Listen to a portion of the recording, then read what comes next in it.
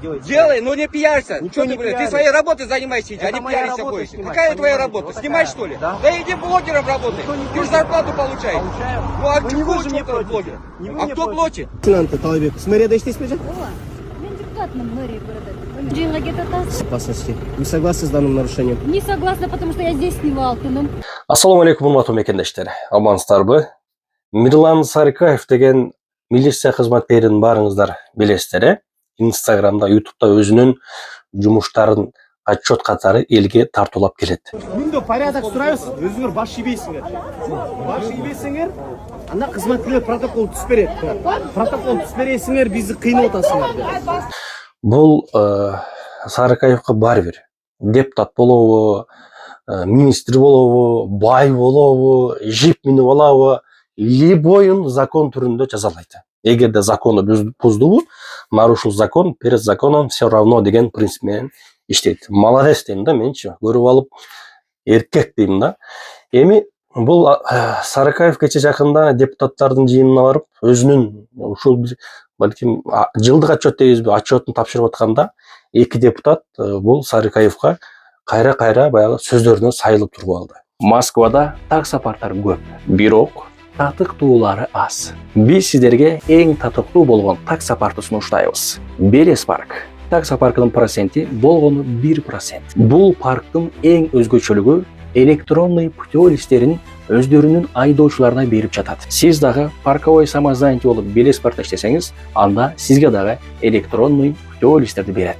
Баса путеводитель алсаңыз 2%, без путеводитель 1%. Таксиге керектүү бүт документтерге жардам берет. Кисарт жана башка документтер. Андыктан келиңиздер, иштешели. Спасибо огромное.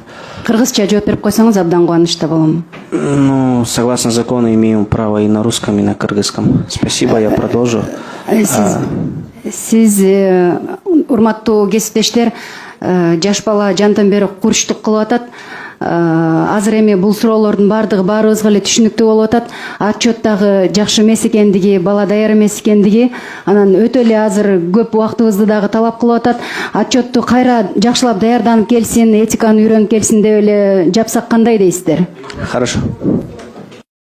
На видео видно, как вы штрафуете одного и того же продавца, 3 раза выписываете протокола. Чего вы улыбаетесь? Ответьте, да, нет? А это был вопрос? Анын баарын тең соцсетке жарыялап, ошону көргөзүп аткан канчалык деңгээлде мыйзамдуу? Ушуга жооп бериңизчи.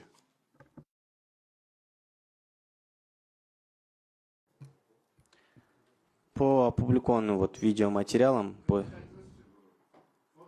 я имею право и на русском, и на кыргызском. Спасибо огромное. По опубликованным средствам массовых информации по стихийной торговле у нас есть отдел пресс-службы, который, согласно закону о СМИ, имеет право выставлять это в средства массовой информации. Они также это согласуют с мэрией города Бишкек по опубликованным материалам. По закону о СМИ, согласно статье 177, они имеют право опубликовывать это, если есть какое-то нарушение. Если без нарушения, они не имеют права опубликовать. В последующем можно судиться. Мен ойлодум да, неге сайылып атат депчи, баягы бул балага жооп бердирбей эле кыргызча сүйлөө, бул не этикага жатабы, же болбосо сиздин неге камерага тартат, ушул ошогон сөздөр да. Ушул мөөнөттө сиз кандай жумуштарды аткардыңыз деп суроо берүүнүн ордуна башка эле бир суроолорду берип, көрсө бул эки депутат буга чейин Сарыкаевдин колуна түшүп калган депутаттар экен, көрсө интернетке чыккан депутаттар экен. Бири болсо ошол Таңирокко менен аткан жеринен, ал эми бири болсо ремень такпай кетип аткан жери менен колго түшкөн экен. Эки депутат туугандар. Ошон үчүн бул Сарыкаевга сайылган кербез экен го. Талабек, с мэрияда иштейсизби же? Ооба, мен депутатмын мэрии города. Жыйынга кетип атасыз. Свидетельство о регистрации транспортного средства, ваше водительское удостоверение, пожалуйста. Разрешите ваши документы. Я у вас документы попросил, Исакова Нурзат Темирболотовна, а не ваше удостоверение.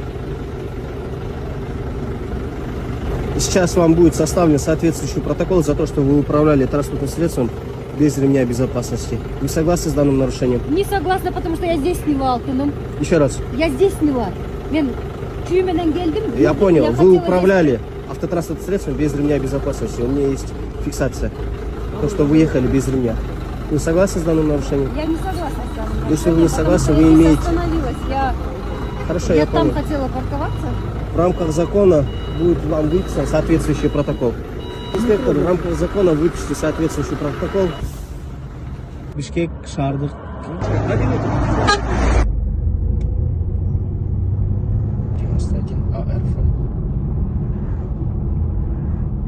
Здравия желаю. Лейтенант милиции Толбеков, как ваши дела? Выключка. Не могу. Разрешите, пожалуйста, свидетельство о регистрации транспортного средства, ваше водительское удостоверение.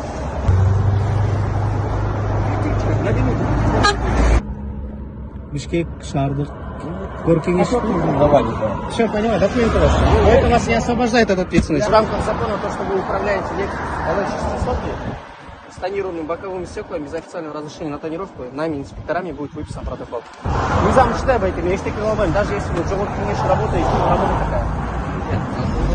Ну, вы удостоверение свое же показываете, я говорю, я в ГАИ работаю. Все, выключи меня. Я не могу. Не надо. Ну, а зачем пиарить-то? Я не Кто вас не пиарит? Ну, а зачем снимаешь? А зачем вы нарушаете тогда? Снимаешь же протокол. Не, а зачем вы нарушаете? Короче, хорош пиарить.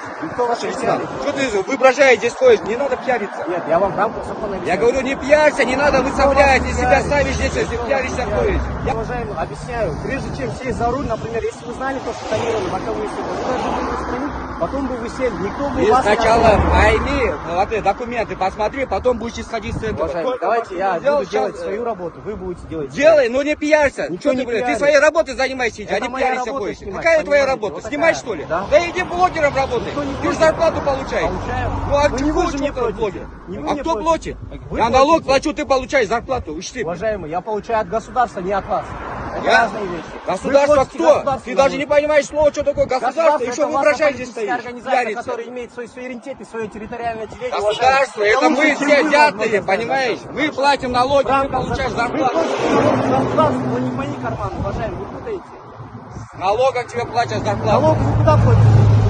Куда я плачу? Государству плачу. а государство мне тебе платит. платит. Ну а Ну, что не вы же мне Ну, в мой всё. карман платите. Какая разница, ты с этим Большая денег разница, получаешь. уважаемый. Вот когда мне в карман положите, это другое, а вы государству платите. Ты мало того, что пиариться, воображаешь хочешь, ты, оказывается, еще глупец, понимаешь, вообще. Нурланбек Талайбеков Царикаевди жамандаган, отчетун кабыл албаган таарынчак депутаттар жөнүндө сөз кылсак. Көрсө бул эки депутат өз убагында инспектор Царикаевдин колуна түшүп, бирөөсү мыйзамсыз тонировка менен, экинчиси унаа курун тагынбаган үчүн жазасын алыптыр. Ошондо алар өзүнүн депутаттык корочкаларын, күбөлүктөрүн көрсөтүп, биз депутатпыз, бизди жаза кылба деген сөзгө карабастан Мирлан аларды жазага тартыптыр.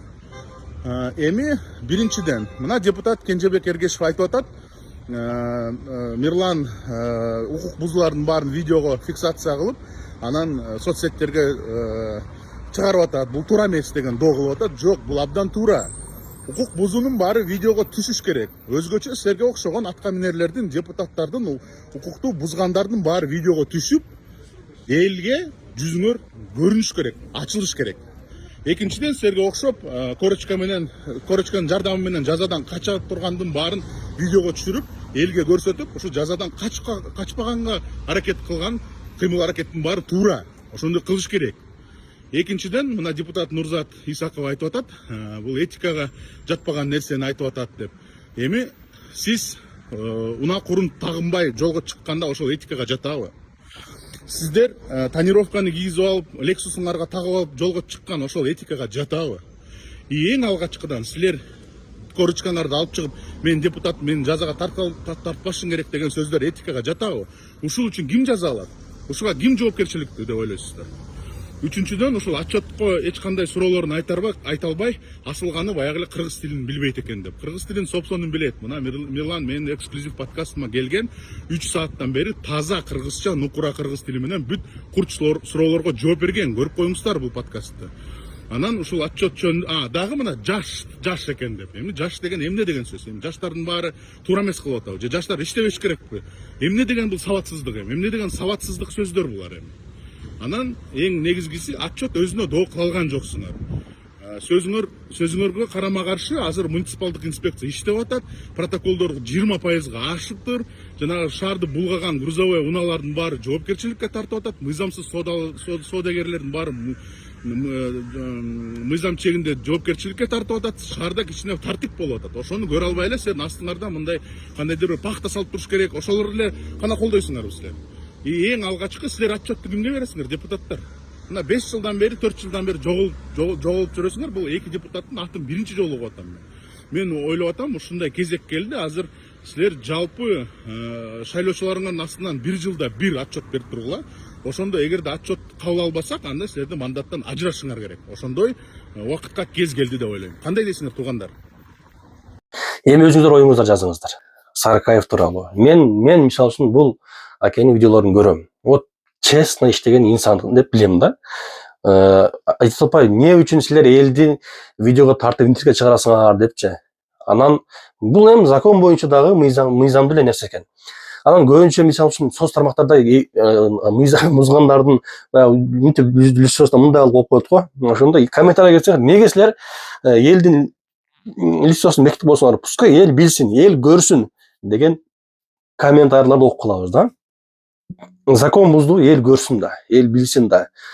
Ошол бир адамды жүзүн көрсөтүп чыгарып койсоң, уже экинчи адам ойлонот. Кой, мен да эртеге интернетке чыгып кетпейин депчи. Ошого туура эле кылат. Бул эми закон бузбаган адамды чыгарса, мыйзамсыз болуп калат. Эми закон бузган адамды чыгарса, мыйзамдуу экени өзү да айтып атпайбы отчетунда.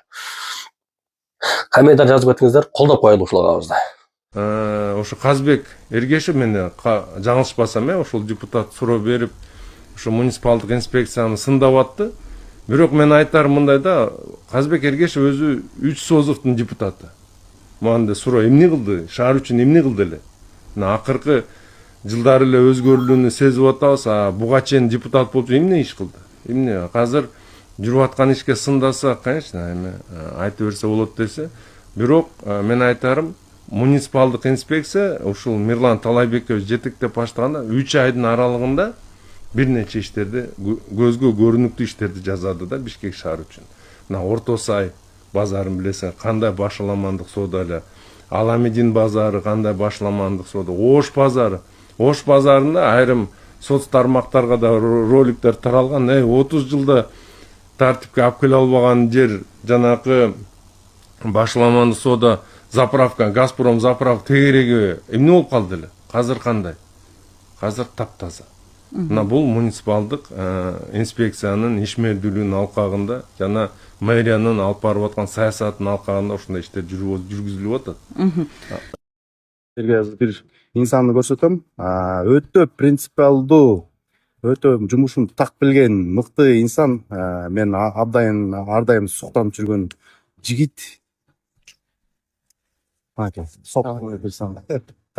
айтыңызчы, эмнеге келдиңиз бул? Бизге кайрылып, бизге катта келген официал түрдө ошо аят төрттүн тасмасы тартылып деп, ошода биз салынып коелуп, милиция кызматкерлеринин жумушун көрсөтүп, анан определенный сценарий бар экен. Ошого тартип болуп келгенбиз. Мынакей туугандар, уктуңар, мына өзү биздин аят төрт тасмабызга тартылгандат. Кудай буйрса, рахмат ушинтип макулдугуну берип, бизге ушуну колдоо көрсөтүп атканыңар. Мынакей ички иштер министрлигине, мынакей эң белгилүү машина. Азыр жуулат буйрса бул. Анан мынакей. Анан дагы туугандар, мынакей көрүңөрбү? Бизди мамлекет тараптан кандай колдоп жатышат? Жигит таанып атасыңарбы? Пресс катчы болчу. Чүй буудунуте.